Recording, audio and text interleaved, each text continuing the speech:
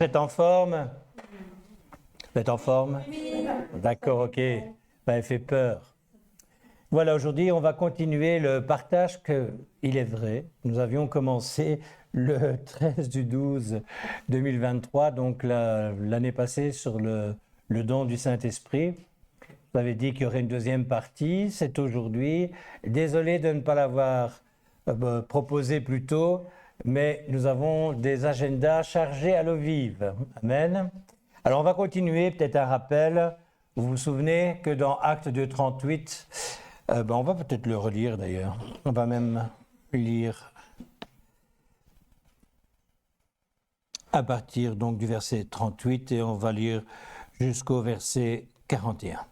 Pierre leur dit, repentez-vous et que chacun de vous soit baptisé au nom de Jésus-Christ pour le pardon de vos péchés et vous recevrez le don du Saint-Esprit. Car la promesse est pour vous, pour vos enfants et pour tous ceux qui sont au loin en aussi grand nombre que le Seigneur notre Dieu les appellera. Et par plusieurs autres paroles, il les conjurait et les exhortait, disant, sauvez-vous de cette génération perverse. Amen. Alors, on avait vu, peut-être un petit récapitulatif pour vous souvenir. Allez, donc, on avait parlé du mot don. Donc, j'avais dit que le mot don était la traduction du mot grec doréa. Donc, c'est un cadeau, c'est quelque chose qui n'est pas mérité. Ça fait partie, c'est le sens d'un présent, ça fait partie du package du disciple de Jésus-Christ. Nous avons besoin de recevoir ce don-là. Alors, on avait vu l'invitation de Jésus à ceux qui ont soif de l'Esprit, conditions pour recevoir le don du Saint-Esprit, il faut obéir à Dieu plutôt qu'aux hommes, la repentance, on avait fait le tour, donc on avait expliqué que le don du Saint-Esprit ou baptême du Saint-Esprit, c'était l'équivalent dans nos manières de voir les choses. Nous parlerons de nouvelles langues, on en avait parlé des langues, le don qui se recevait par la foi. C'est un don de Dieu, c'est un don divin. Le don se reçoit par la foi, mais c'est un don. On avait vu aussi la réception du don du Saint-Esprit à Samarie, à Éphèse, à Jérusalem. On avait parcouru aussi des textes dans Acte 1, notamment verset 5, que tous seraient baptisés dans le Saint-Esprit. Pourquoi faire en Acte 1, 5 et 8 pour être des témoins? On avait parlé du parler en langue. Le Saint-Esprit qu'il est, ses appellations, on peut les dire en vitesse. Le Saint-Esprit, l'Esprit de Dieu, Saint-Esprit de Dieu, l'Esprit du Seigneur, l'Esprit de Christ, l'Esprit de vérité et le Consolateur. Ses attributs en particulier, c'était sa connaissance, d'enseigner toutes choses, mais surtout celles que Jésus avait enseignées, de conduire dans toute la vérité. On avait parlé de la puissance aussi, de sa volonté, du fruit, de son union avec le Père et le Fils. Alors, ces images, Michel avait d'ailleurs particulièrement donné un cours sur l'onction, donc l'huile, la colombe, le feu, l'eau, le vent. Le Saint-Esprit, ce qu'il fait, c'est un rappel. Il enseigne, il rappelle, il témoigne, il convainc, il conduit, il parle, il entend, il annonce, il glorifie, il ordonne, il envoie, il empêche, enfin, toutes ces choses-là. Si vous êtes intéressé, c'est le conseil que je vous donne pour bien suivre le deuxième cours, c'est de revoir le premier. Et nous avions terminé par quelque chose d'important.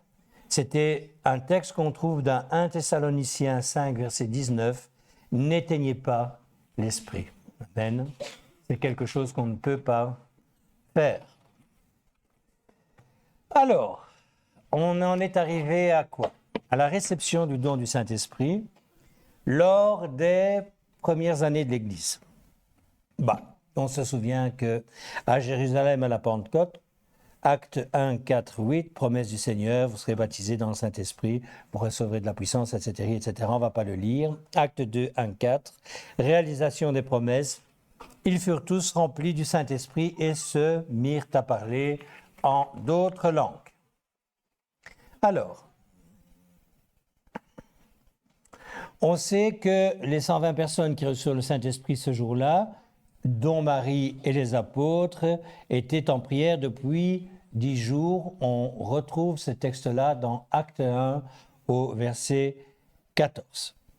On va voir un peu plus tard, même beaucoup plus tard, par rapport à cette première effusion, cette grande effusion, où il nous en est parlé dans la parole de Dieu.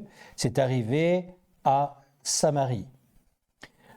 Acte 8, versets 16-17. Pierre et Jean prièrent pour que les Samaritains reçussent le Saint-Esprit, puis ils leur imposèrent les mains et ils reçurent le Saint-Esprit. Ces Samaritains avaient déjà cru et été baptisés. On voit ça dans les Actes au chapitre 8 et au verset 12. Donc le baptême dans le Saint-Esprit n'est donc pas à confondre bien sûr avec la conversion, parce que moi j'entends des choses parfois qui me sidèrent. Donc il y a des doctrines qui disent, voilà, tu te convertis, tu as reçu le Saint-Esprit. Oui et non. Si réellement tu as compris ce que tu faisais, il y a forcément un attouchement de l'esprit qui t'amène à une nouvelle vie, on est bien d'accord, de perdu que tu étais, tu es au salut. Mais tu n'as pas reçu, tu n'as pas été baptisé, tu n'as pas reçu le don du Saint-Esprit. C'est très rare qu'à une conversion, on entende parler en langue quelqu'un, c'est déjà arrivé, j'en ai connu, mais c'est très très très rare, c'est des choses qui se font par après, et c'est à partir de ce moment-là qu'on voit réellement des changements s'effectuer dans la vie des personnes. Généralement, la conversion, même quand on a compris, j'insiste, nous amène à un autre état d'esprit, nous amène à avoir envie de connaître Jésus, nous amène à lire la Bible, nous amène à commencer à suivre les enseignements, venir au culte, avoir de la communion fraternelle. Mais c'est le début de quelque chose qui n'est pas encore le don du Saint-Esprit. Je vous explique. Parce qu'on m'a dit, je ne comprends pas souvent. Mais je vais t'expliquer. Qu'est-ce que faisaient les apôtres et Marie, les 120 à Jérusalem? Ils attendaient la promesse de Jésus, qui leur avait dit, vous ne faites rien tant que vous n'avez pas reçu ce que je vous ai promis que vous recevrez. Je suis désolé, hein. Pour ceux qui sont catégoriques à ce sujet-là, je le suis autant avec ce que je dis maintenant. Ces hommes et cette femme, je parle de Marie, avaient vécu 3 ans avec Jésus, et Jésus leur a dit, vous ne faites rien tant que vous n'aurez pas reçu la puissance du Saint-Esprit, tant que je ne vous aurai pas envoyé ce que je vous ai promis. Ok? Est-ce qu'on peut comprendre et faire la différence avec ce que je viens de dire maintenant? Tu te convertis, tu es sauvé, tu reçois le salut. C'est le premier don. Mais la puissance que Pierre a manifestée après avoir reçu le baptême du Saint-Esprit était tout à fait différente de ce qu'il avait avant. Et pourtant, écoutez bien ce que je vais vous dire, il accomplissait déjà des miracles. Parce qu'il avait déjà été envoyé. Mais il n'avait pas cette puissance qui lui a permis de convertir autant de personnes. D'accord? À Césarée, 8 ans plus tard, Acte 10, 44-46, le Saint-Esprit descendit sur tous ceux qui écoutaient la parole. Le don du Saint-Esprit était aussi répandu sur les païens, car ils les entendaient parler en langue et glorifier Dieu. Donc, le baptême dans le Saint-Esprit est un don que Dieu accorde à tous ceux qui croient au Seigneur Jésus, sans exception. On voit ça où? Acte 11, 27. Dieu leur a accordé le même don qu'à nous, qui avons cru au Seigneur Jésus-Christ. Dieu passe souvent par-dessus nos conceptions, nos idées préconçues, nos préjugés. Il regarde au cœur, à la foi que nous avons, et surtout à la foi en sa parole. La foi qu'est la nôtre, de ce que nous voulons croire et expérimenter.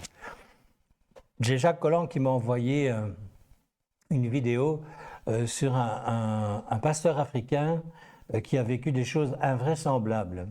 Et quand on écoute cette personne, c'est sa foi qui est tellement grande qu'il dit à sa valise, parce qu'il a perdu les clés, tu vas t'ouvrir parce que je n'ai pas assez d'argent pour aller acheter des vêtements maintenant, parce que je dois aller à une réunion, la valise elle s'ouvre, et voilà. Ce genre de choses-là, je l'ai vu de mes propres yeux avec une voiture. On était allé avec mon pasteur, à l'époque, à une convention des hommes d'affaires du plein évangile. Et je m'en souviendrai toujours, il y avait beaucoup d'inconvertis, bien sûr, et beaucoup de moqueurs. Et on sort de la place, de la salle, on monte dans sa voiture, et il essaye de la faire démarrer, donc je parle de mon pasteur, et la voiture, elle fait du. Alors, il y a un gars qui s'amène et qui dit, c'est le moment de mettre votre foi en action, puisqu'il avait parlé de la foi. Et mon pasteur a dit, oui, vous avez absolument raison. Il est sorti de la voiture, donc le gars était pas hilar, mais avait un sourire en coin. Il a posé sa main sur le capot de la voiture, il a prié, il est monté dans la voiture, et boum, la voiture a démarré. Il a dit, au revoir monsieur, nous sommes partis. C'est ce genre de foi-là qui plaît au Seigneur. C'est la foi d'un enfant. Alors, on ne fait pas n'importe quoi, on ne dit pas n'importe quoi, mais si tu es dans le service et si tu as des besoins, ta foi, elle peut être d'un grand secours. Amen. Et ça n'a rien à voir avec de la méthode Coué ou autre chose. C'est réellement ce que Dieu attend aussi, c'est que nous ayons la foi. Et bon, vous n'avez qu'à lire Hébreu, relire Hébreu, vous allez voir, il y a des choses qui se sont passées exceptionnelles parce que ces hommes l'avaient reçu. Alors, à Éphèse, 21 ans plus tard, oui, pourtant il est toujours dans le livre des Actes, hein, Acte 19, verset 6. Après que Paul leur eut imposé les mains, le Saint-Esprit vint sur eux et ils parlaient en langue et prophétisaient. Ils reçurent le don du Saint-Esprit après le baptême d'eau et l'imposition des mains. Ces exemples nous prouvent que le Saint-Esprit était répandu partout de la même manière, mais on voit qu'à cette époque, c'était quand même assez... En tout cas, c'est pas très compliqué. Hein. Vous me dites comment est-ce que tu sais que 3 ans, 8 ans, etc. Quand on s'intéresse un peu à ce que l'on lit, il y a des livres qui expliquent les périodes. Et c'est comme ça qu'on peut se situer dans le temps. Alors, est-ce que ça veut dire qu'entre 3, 8 ans et les 9 ans, il n'y a pas eu de don? Ben, bien sûr que oui. Mais là, en tout cas dans la Bible, c'est les faits marquants où il y a eu ce don. Et ce n'est pas n'importe quel don. Alors, manifestation. Lors de la réception du don du Saint-Esprit. Là, on peut en discuter. Mais moi, évidemment, je suis assez d'accord avec ce que je vais vous dire, sinon je ne vous le dirai pas. D'abord, manifestation intérieure. Acte 2, 4. Ils furent tous remplis du Saint-Esprit. Cette expression remplie du Saint-Esprit est mentionnée plusieurs fois dans la parole de Dieu. Acte 4, 8, Pierre, rempli du Saint-Esprit, leur dit. Acte 7, 55, Étienne, rempli du Saint-Esprit et fixant les regards vers le ciel, etc., etc. Acte 9, 17, Jésus m'a envoyé pour que tu sois rempli du Saint-Esprit. Acte 13, 9, alors Saul, appelé Paul, rempli du Saint-Esprit. Il y a quand même... Hein, c'est quand même très poussé. À la Pentecôte, les 120 furent remplis du Saint-Esprit avant de parler en langue. Être rempli, c'est la base, l'essentiel. C'est ce qui est parfois nommé la plénitude du Saint-Esprit, actes 6, 3 et 5, homme plein du Saint-Esprit. Amen. Nous savons très bien faire la différence avec quelqu'un qui est rempli du Saint-Esprit et celui qui ne l'est pas. Amen. La manifestation extérieure, visible et audible. Le parler en langue découle normalement de la plénitude de l'esprit. Pour moi, c'est normal que quelqu'un qui est rempli du Saint-Esprit parle en langue. Je ne dis pas que c'est anormal s'il ne le fait pas, mais je trouve normal. C'est quelque chose qui, pour moi, n'est absolument pas choquant. Toute ma conversion, qui est quand même pas d'hier, j'ai chaque fois vu, pratiquement, au recevoir du Saint-Esprit, le parler en langue. On l'a vu ici plusieurs fois, parmi les nouveaux, etc. C'est quand même un signe qu'il ne faut pas négliger. Ils furent remplis du Saint-Esprit et se mirent à parler en d'autres langues selon que l'Esprit leur donnait de s'exprimer. Jésus a reçu du Père le Saint-Esprit qui avait été promis et l'a répandu comme vous le voyez et l'entendez. Acte 2, 33. Lorsque Simon vit que le Saint-Esprit était donné, acte 8, 18, le don du Saint-Esprit était aussi répandu sur les païens car ils les entendaient parler en langue. Acte 10, verset 46.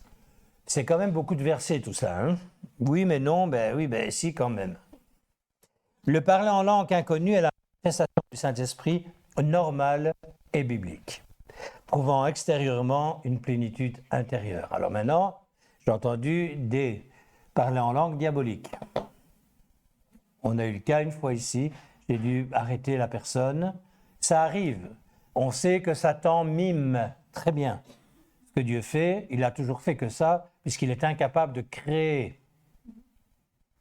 Donc tout ce qu'il a fait, c'est de mimer à tous les niveaux, ok, à nous de ne pas nous laisser avoir. Et dans les dons, il y en a un qui est particulièrement intéressant pour chacun d'entre nous, c'est le don du discernement.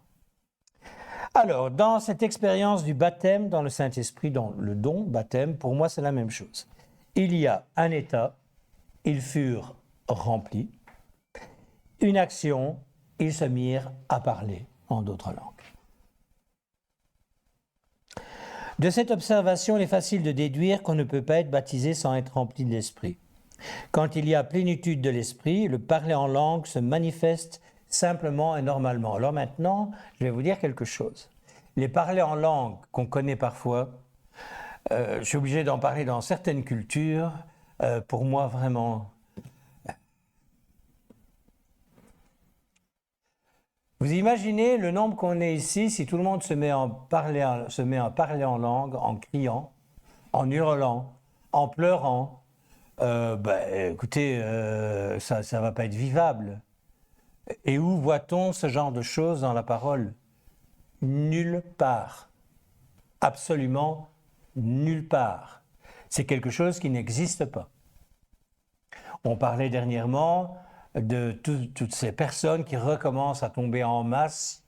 Là, c'est pareil, manifestation du Saint-Esprit, je ne sais pas, de l'Esprit, je ne sais pas, je ne vais pas rentrer dans un jugement. Mais par contre, ce que moi je vois à la caméra, je peux vous dire que l'Esprit Saint, c'est mon interprétation personnelle et ça ne me gêne pas d'en discuter avec qui le voudra. Mais ça, pour moi, c'est de la fantaisie, c'est de la manipulation, et ça n'a strictement rien à voir avec les dons du Saint-Esprit ou le don du Saint-Esprit, mais rien. Quand il y a plénitude de l'Esprit, plénitude, le parler en langue se manifeste simplement et normalement, à condition de laisser le soin à l'Esprit de nous diriger. Ils parlaient en langue selon que l'Esprit leur donnait de s'exprimer. Ce n'est pas le disciple qui parle de lui-même qui conçoit le parler en langue. Oui, mais j'ai l'habitude, j'ai toujours fait comme ça. Ben, change d'habitude.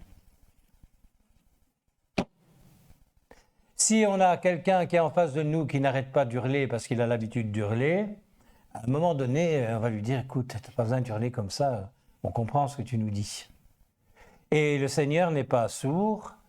Si tu lui parles dans la langue des anges, on l'appelle comme ça aussi, il n'a pas besoin que tu hurles. Rassure-toi, il t'entend très bien. Alors, l'Esprit et l'Église, écoutez bien, Acte 9, 31. L'Église s'accroissait par quoi, à votre avis? Par l'assistance du Saint-Esprit. C'est l'Esprit qui assiste l'Église et l'édifie. Sans l'Esprit, l'Église, elle est vide. Elle est sans vie.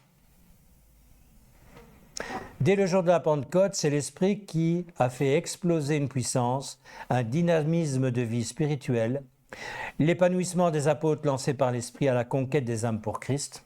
Ça s'est très bien passé. La toute première fois, Dieu a démontré ce que l'Esprit était capable de faire.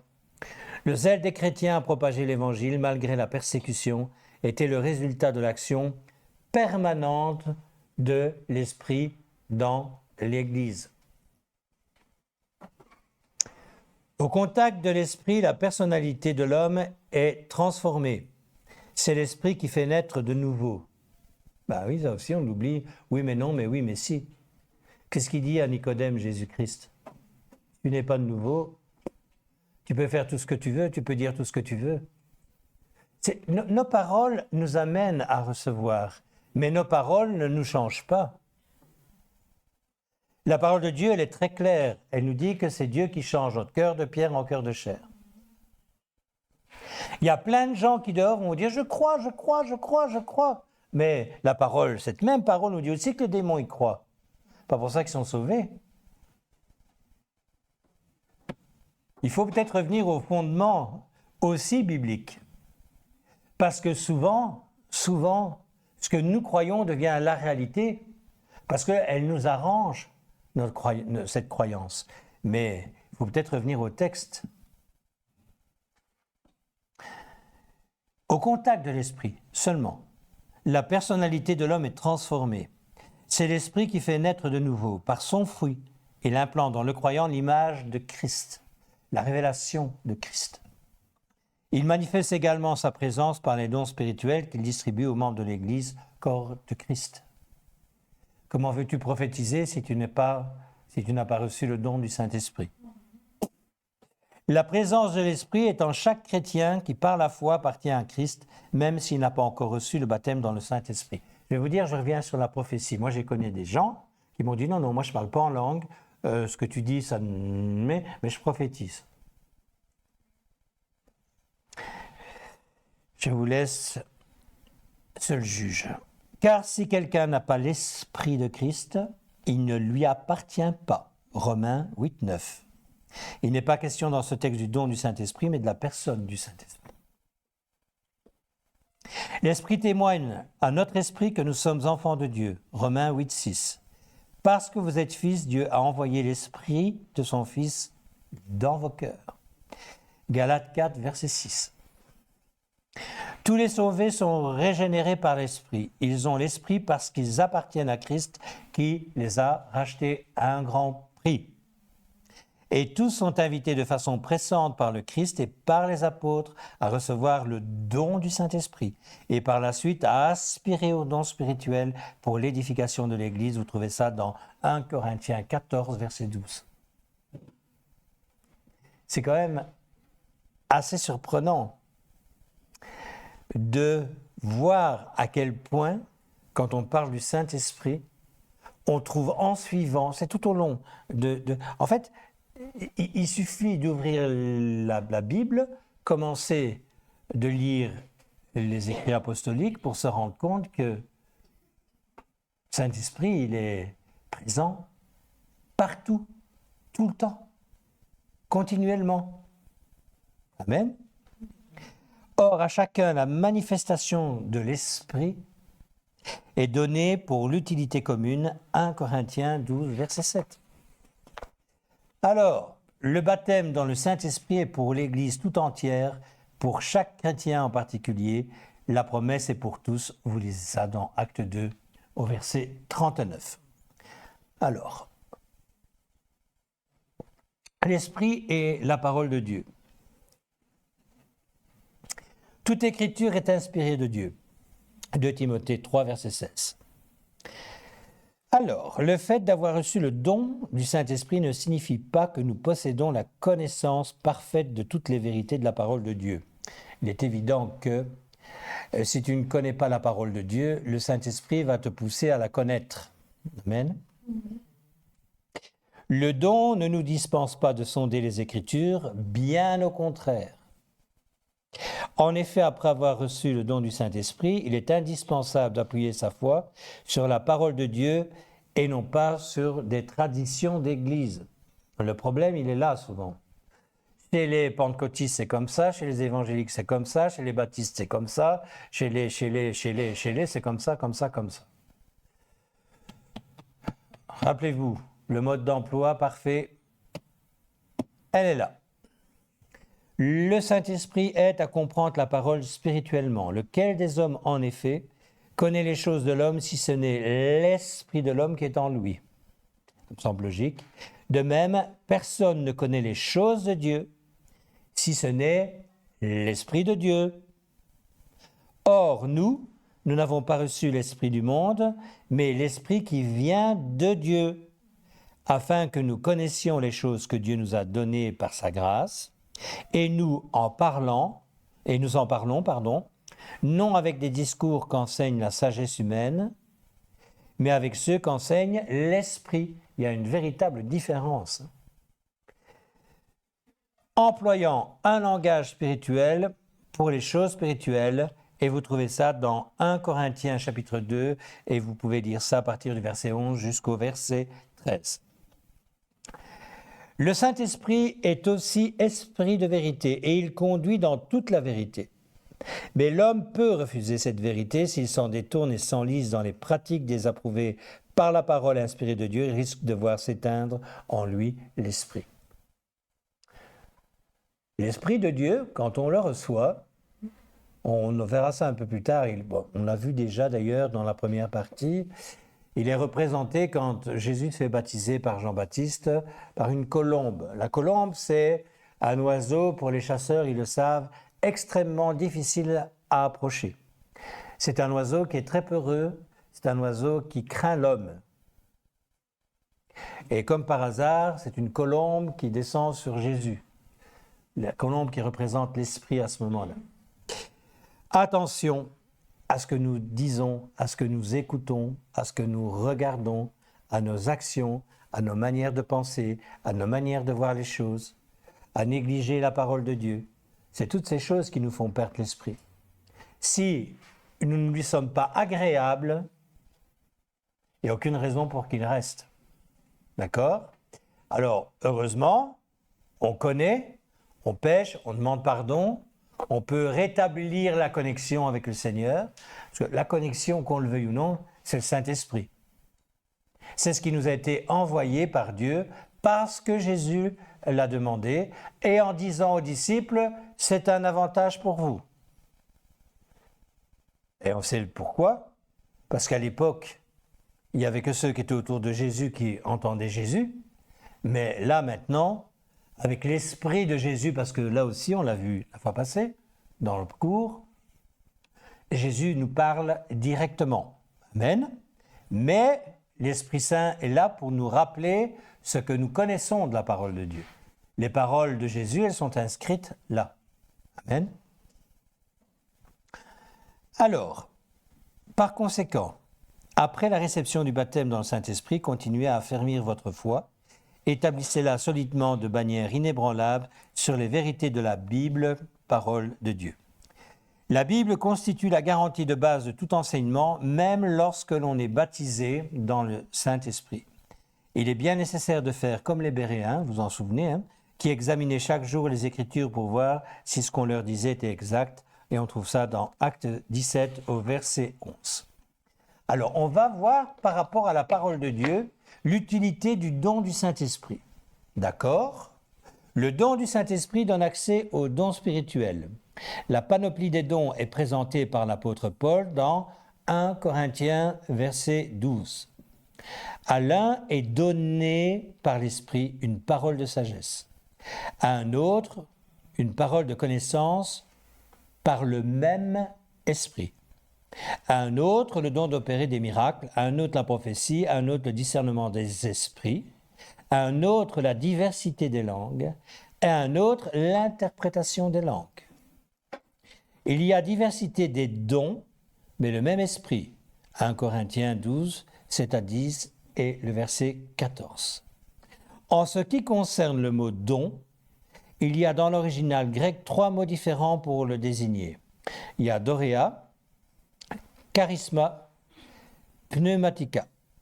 Voici quelques textes où ces mots sont employés. Acte 2, 38. Vous recevrez le don, là c'est doréa, du Saint-Esprit. Romains 12, 6. Nous avons des dons, charisma, différents. 1 Corinthiens 1, 7. Il ne vous manque aucun don charismatique. 1 Corinthiens 12, 4. Il y a la diversité de dons, charismata. 1 Corinthiens 12, 31. Aspirez aux dons, charismata les meilleurs. 1 Corinthiens 12, 1. Pour ce qui concerne les dons spirituels, pneumatikon, qui vient du mot pneumatica. 1 Corinthiens 14, 2 et 12, aspirer au don spirituel pneumatikon. Alors, de nos jours, certains ont jugé bon de remplacer le mot don par le mot charisme. Vous avez déjà entendu ça? Par exemple, j'ai encore entendu tout à fait dernièrement que dans une certaine région, il y avait une église charismatique catholique. Qu'est-ce que ça veut dire? Donc ça veut dire que dans leur doctrine, ils manifestent des dons de l'esprit. Le problème que j'ai avec ça, c'est que j'ai du mal à accepter cela comme étant une réalité. Parce que bibliquement, ça ne tient pas la route. Si tu pries Marie, si tu vénères des idoles, si tu proclames des faussetés, les charismes de ces équipes-là, de ces hommes-là, de ces femmes-là, viennent d'où? Ma question, elle est là. Parce que Dieu ne va pas donner des dons spirituels, ne va pas donner des charismes à des hommes et des femmes qui s'en servent mal. Donc, méfiez-vous, quand on vous dit, quand vous entendez le mot charismatique, des communautés charismatiques, de savoir où vous vous engagez et ce que ça veut dire. Alors, de nos jours, donc je le dis, par le mot charisme, dont la racine est le mot grec charisma. Ce mot est devenu courant, même dans le langage des incroyants. Il sert à désigner des talents naturels et pas seulement les dons spirituels. Charismata est dérivé du verbe cholala, charizestai, qui signifie être agréable, faire plaisir à. Le mot racine est kara, chara. Le mot grec pneumatikos vient du mot pneuma, qui veut dire vent, souffle, esprit. Le texte de 1 Thessaloniciens devrait littéralement se traduire par « n'éteignez pas le souffle, pneuma ». Et on voit ça dans 1 Thessaloniciens, chapitre 5, verset 19. Le mot charisma présente les dons avec leur caractère de gratuité, tandis que pneumatica caractérise leur origine, donc d'où ça vient. Alors, les dons spirituels sont donc les manifestations du souffle divin, de l'Esprit Saint, et non pas de capacités naturelles. Il semble donc préférable d'employer dons spirituels plutôt que charisme pour éviter toute confusion. Les mots simples de la Bible suffisent à éclairer notre intelligence spirituelle. Les mots savants permettent de s'exprimer dans notre langage théologique, intellectuel, mais pas nécessairement spirituel et à la portée de tous. Simplicité et spiritualité conformes à la vérité biblique se marient fort bien. Alors, le don du Saint-Esprit confère de la puissance pour le témoignage. Oui, bien sûr. Le Christ avait promis à ses disciples, « Vous recevrez de la puissance quand le Saint-Esprit viendra sur vous et vous serez mes témoins. » Acte 1, verset 8. Le jour de la Pentecôte, Pierre le craintif, il ne faut pas oublier qu'il avait renié son maître, clairement, parla avec autorité lorsqu'il fut rempli du Saint-Esprit. Les évangélistes comme Philippe et les apôtres furent accompagnés de miracles et de guérisons divines, ayant reçu par le Saint-Esprit les dons d'opérer des miracles et de guérir.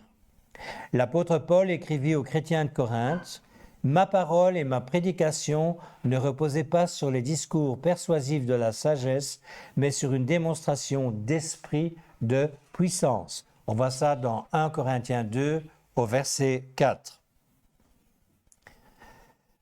Aussi, et je dirais presque surtout, le don du Saint-Esprit permet d'accéder au don qui édifie l'Église. Celui qui prophétise édifie l'Église. 1 Corinthiens 14, verset 4. Puisque vous aspirez au don spirituel, que ce soit pour l'édification de l'Église, que vous cherchiez à en posséder abondamment. 1 Corinthiens 14, verset 12. Désirez les dons pour les mettre au service des autres. C'est la voie par excellence, celle de l'amour, que chacun mette au service des autres le don qu'il a reçu. 1 Pierre 4, 10. Quand je parlerai les langues des hommes et des anges, si je n'ai pas l'amour, je ne suis rien. 1 Corinthiens 13, verset 1. L'amour, fruit de l'esprit, Galates 5, 22, et les dons distribués par l'Esprit sont deux rails inséparables dans la vie de l'Église. Recherchez la charité, dit l'apôtre Paul, mais il ajoute aussi, aspirez aux dons spirituels. Et il dit même, je désire que vous parliez tous en langue, 1 Corinthiens 14, 1 et 5. Alors, pas mélanger les dons avec le fruit de l'esprit. En fait, le fruit de l'esprit, on sait ce que c'est, Galates nous en parle suffisamment, mais il y a quelque chose sur lequel je voudrais insister aujourd'hui. J'ai vu beaucoup d'hommes et de femmes recevoir des dons particuliers quand ils sont baptisés du Saint-Esprit, et j'ai pu remarquer quelque chose très rapidement. C'est que ces hommes et ces femmes avaient un caractère qui leur permettait de recevoir ces dons. C'était des hommes et des femmes sur lesquels on pouvait compter même avant le baptême du Saint-Esprit. Des hommes et des femmes qui avaient pris des positions. Des hommes et des femmes sur qui on pouvait déjà compter. Des hommes et des femmes qui avaient compris qu'effectivement, ils devaient recevoir cette puissance, comme ceux qui attendaient les 120, qui attendaient l'effusion du Saint-Esprit. Pourquoi ? Parce que quand on a cet attouchement particulier, quand on est heureux de recevoir Jésus-Christ comme Sauveur et Seigneur, quand on a des révélations de sa présence, on lit la parole de Dieu. Et c'est quand on lit la parole de Dieu qu'on désire à ce moment-là recevoir ce qu'il nous promet. Amen. Alors, la grâce de parler en langue. Une grâce. Il est bien de rappeler que le don de parler en langue est miraculeux. Voici les miracles qui accompagneront ceux qui auront cru. Ils parleront de nouvelles langues. Il ne s'agit pas là de la capacité naturelle de parler des langues étrangères que l'on apprend avec son intelligence et que l'on retient avec sa mémoire. Il m'arrive de voyager, ça c'est sûr et certain, et quand j'entends les langues qui sont, on allait souvent, Laurence et moi et Rachel, dans le sud de la France, quand on entend parler des étrangers, on ne peut pas confondre avec le parler en langue que nous pratiquons tous, pratiquement, en tout cas ici. On le sait, ok ? Le don miraculeux consiste à parler en des langues que nous ne comprenons pas et que le Saint-Esprit, dont nous sommes remplis, nous fait prononcer. Ces langues ne sont pas des charabia, mais vraiment des langues. Il y en a qui sont contre. Pourquoi ? Parce que généralement, ce sont des hommes et des femmes qui ont vécu des abus à ce niveau-là. Je reviens sur la méthode de parler en langue. Le parler en langue n'est pas un développement d'émotions qui nous amène à hurler. C'est quelque chose qui, au contraire, nous permet de nous exprimer dans la plénitude de l'esprit. J'ai entendu parler en langue, c'est parfois magnifique, et j'ai parfois entendu des parler en langue, c'est agaçant. Vraiment, c'est agaçant. Parce qu'on ne sait plus rien dire, on ne sait plus, il y a tellement de boucan, il y a tellement de bruit, que je ne vois pas où le Dieu que nous servons, qui est un Dieu d'ordre, fait les choses comme lui le désire. Ce n'est pas nous qui décidons de ce qui se passe dans un culte. Ce n'est pas nous qui décidons de ce qui se passe dans une réunion. C'est l'Esprit. Et l'Esprit ne hurle pas. Si tu veux entendre l'Esprit, va dans le secret de ta chambre, agenouille-toi, prie, lis ta parole, et tu vas voir, au bout d'un certain moment, les convictions vont arriver, mais il n'y a pas de hurlement. Pourquoi est-ce que nous, on se permet d'hurler ? Ou on croit que notre Dieu est sourd ? Ben, il n'est absolument pas sourd. Pas besoin de ça. À la Pentecôte, des langues parlées par les disciples qui ne connaissaient que l'hébreu et l'araméen furent comprises par les Juifs venant de plusieurs pays étrangers qui s'exclamèrent et dirent « Comment les entendons-nous parler dans nos propres langues des merveilles de Dieu ?» Acte 2, 11. Là, ils étaient capables. Le miracle de Dieu, j'ai entendu une fois une personne. C'est la seule fois sur 33 ans de conversion que j'ai entendu, qui disait que, en fait, je ne sais plus quelle langue il parlait, je ne vais pas vous raconter d'histoire, Mais une personne lui parlait, donc traduisait ce qui était en train de se dire en français. Il comprenait très bien ce que la personne disait. Et puis, le mari de cette personne, il dit, mais qu'est-ce que tu fais? Qu'est-ce que tu parles? Donc, c'était une dame, bien sûr. Et en fait, l'esprit lui donnait de parler dans la langue du monsieur qui venait de rentrer dans l'église. Des choses qui sont extraordinaires quand même, hein. C'est ce qui s'est passé là-bas. Alors, on va passer à ceci. Le parler en langue est non seulement une manifestation extérieure normale et biblique d'une plénitude de l'esprit et une preuve évidente du baptême dans l'esprit, mais c'est également une grâce qui procure à celui qui possède ce don une édification intérieure qui le pousse à glorifier Dieu. Il parlait en langue et glorifiait Dieu. Acte 10, verset 46. Celui qui parle en langue, écoutez bien, parle à Dieu. 1 Corinthiens 14, verset 2. Communion bénie. Amen. Pas amen. Il en reçoit des forces nouvelles, il s'édifie, il se construit spirituellement lui-même. C'est une grâce à la portée de tous les enfants de Dieu. Absolument tous. L'apôtre Paul parlait beaucoup en langue et il en remerciait Dieu. 1 Corinthiens 14, 18. Si lui, l'apôtre, possédait et manifestait ce don, pourquoi est-ce qu'on devrait nous le refuser ou dire qu'il est aboli? Qu'est-ce qui nous permet de dire que ce don est aboli? Moi, ce qui m'étonne, c'est que j'entends encore maintenant me dire non, mais ça c'est fini, c'est terminé, c'est pas la peine, c'est pas nécessaire, etc. Mais par contre, la personne qui me dit ça me dit qu'elle croit au miracle. Pour moi, il y a un non-sens. Si tu crois au miracle, tu crois au parler en langue. C'est pas possible. Parce que je vous l'ai lu tout à l'heure, c'est biblique. Il nous est dit clairement que le parler en langue est miraculeux. 1 Corinthiens 14, 39. N'empêchez pas de parler en langue. C'est Paul. Soyez remplis du Saint-Esprit. L'apôtre Paul exprima ce souhait aux chrétiens de Corinthe. Je désire que vous parliez tous en langue. 1 Corinthiens, chapitre 14, verset 5. Et il adresse cette pressante exhortation aux chrétiens d'Éphèse à propos de la plénitude du Saint-Esprit. Soyez remplis du Saint-Esprit.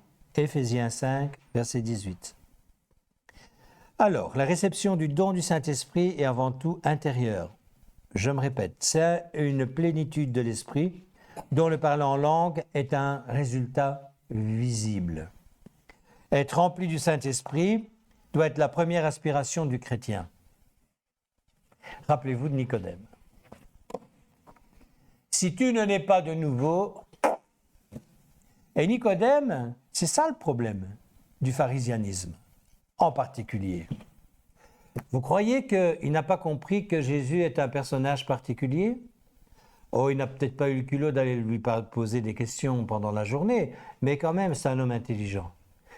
Et il va lui parler, et il ne lui dit pas Jésus, ou non, il lui dit Maître. Donc ça veut dire que quelque part, il a compris quelque chose. Parce que ce pharisien-là, c'était pas n'importe qui. Et Jésus lui dit, parce que bon, il ne comprend pas ce que Jésus veut lui dire. Il lui dit, comment est-ce qu'un homme peut de nouveau renaître de nouveau? Comment est-ce qu'il peut revenir dans le ventre de sa mère? Oui, s'il ne comprend pas spirituellement, sa question, elle est loin d'être stupide. Comment? Et Jésus lui dit, mais toi qui enseignes les autres, tu ne sais pas ce que je suis en train de te dire, je synthétise. Et il fait comme on pourrait faire à un enfant. Ben, le Saint-Esprit, c'est comme le vent. Tu ne le vois pas, mais tu en vois les effets. Il y a les feuilles qui bougent. Mais mon frère, ma soeur, quand tu es baptisé du Saint-Esprit, crois-moi, tu bouges à l'intérieur. Hein. Moi, je peux te dire, le jour où je me suis baptisé, ma vie, elle a changé. Hein. Où j'ai été baptisé du Saint-Esprit, ma vie, elle a changé. Ceux qui étaient autour de moi l'ont vu tout de suite, l'ont entendu tout de suite. J'étais quelqu'un d'assez grossier, j'étais plus grossier. J'étais quelqu'un d'empressé, tout de suite, il fallait tout de suite, etc. Le jour d'après, j'étais déjà beaucoup plus patient. Plein de choses se sont passées.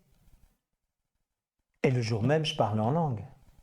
Ça m'a d'ailleurs étonné et amusé, parce qu'à la maison, dans la voiture, je ne savais plus m'arrêter.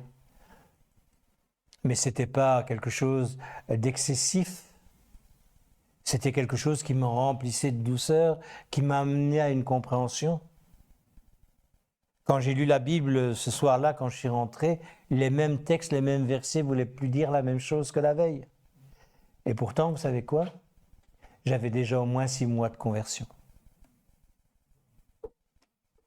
Et j'avais compris beaucoup de choses. Mais le baptême du Saint-Esprit, ça vous change la vie. Amen. Le parler en langue est l'expression verbale d'une abondance intérieure de la vie du Saint-Esprit qui vous transporte dans une communion bénie avec Dieu, sûr et certain. L'édification spirituelle personnelle résultant du parler en langue n'est possible que si ces deux faits sont liés ensemble, la plénitude du Saint-Esprit et le parler en langue.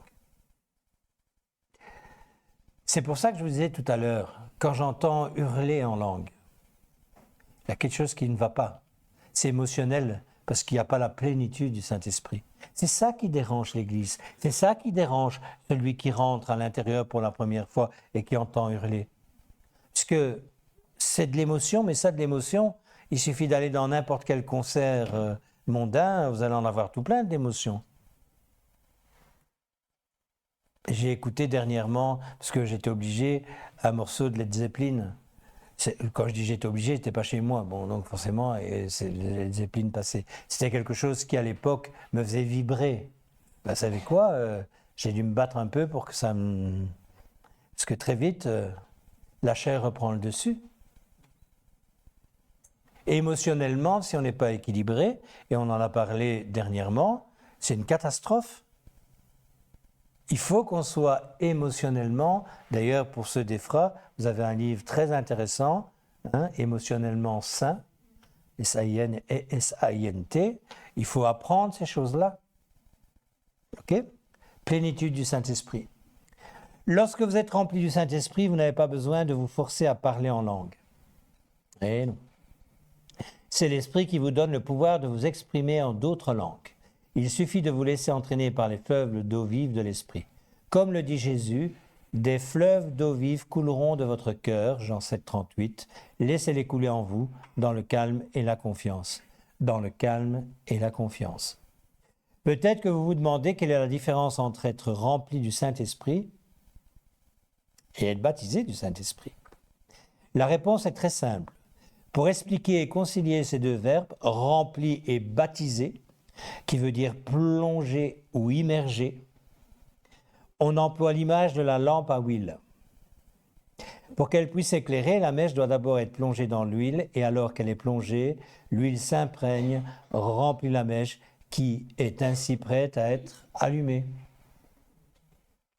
Vous comprenez l'image? C'est une belle image, hein? C'est vraiment une belle image et facile à comprendre.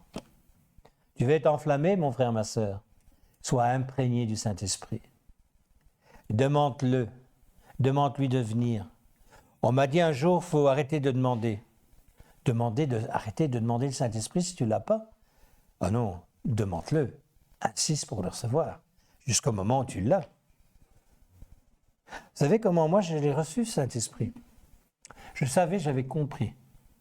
Parce que les chrétiens qui étaient autour de moi étaient des hommes et des femmes qui m'aimaient et qui voulaient me voir grandir.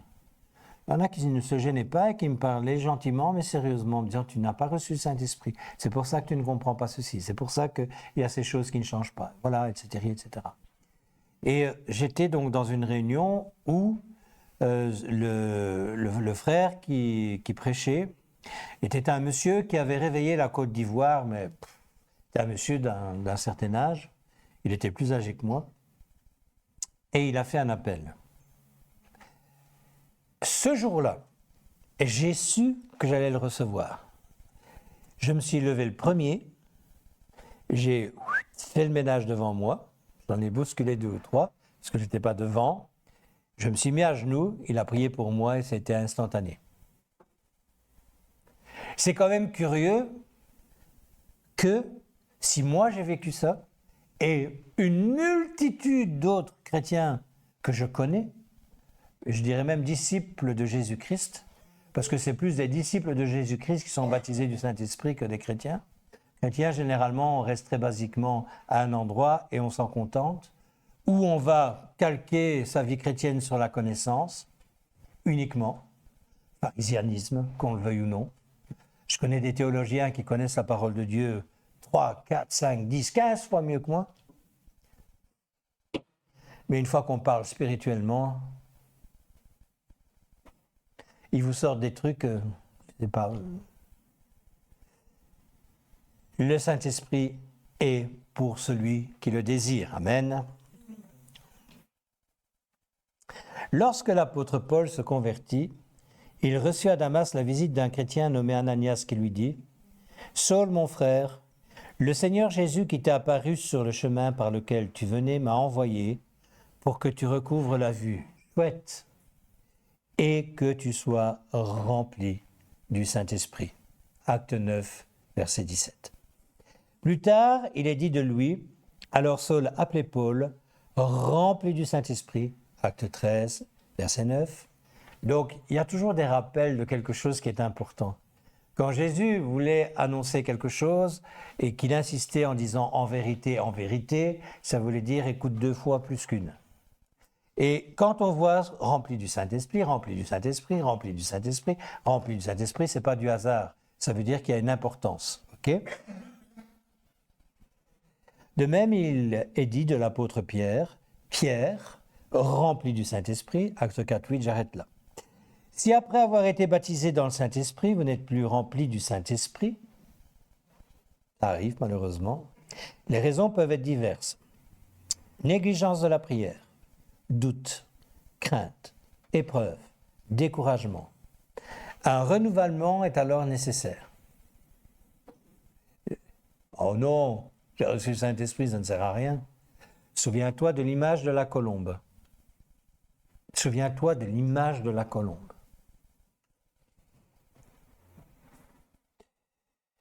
Pour cela, il est bon de se consacrer à nouveau au Seigneur dans le recueillement et parfois de s'unir à des frères et sœurs dans la prière fervente, comme le firent les apôtres.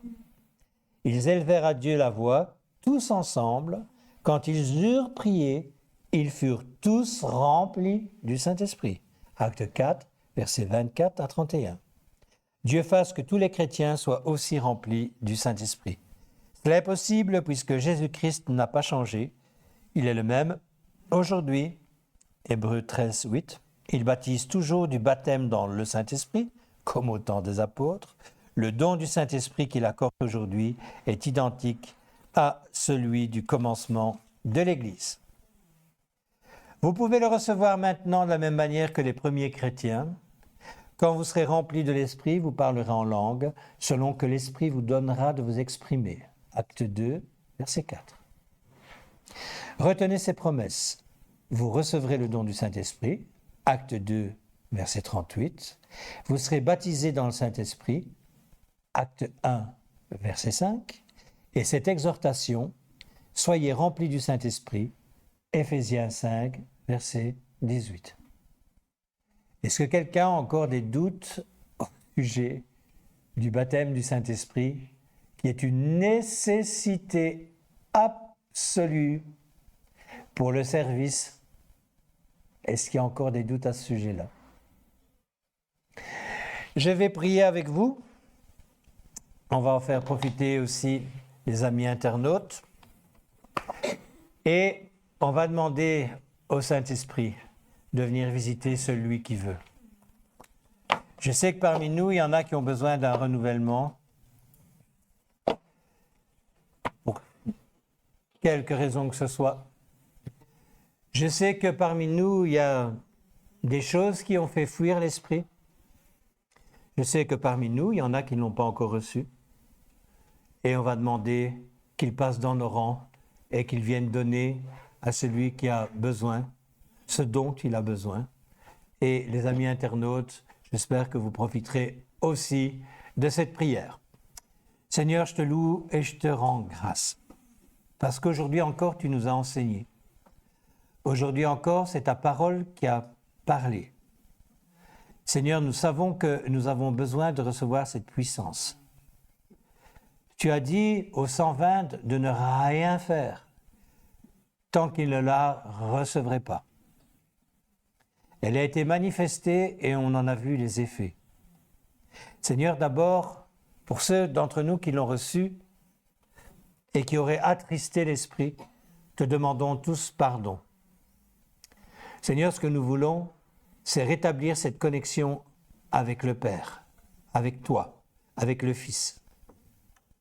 Seigneur, merci parce que nous savons que quand nous te demandons pardon, que nous avons la foi que tu le fais, parce que tu as tout accompli à la croix à notre place, nous sommes pardonnés. Alors Seigneur, je te demande un renouvellement dans l'esprit pour ceux qui en ont besoin.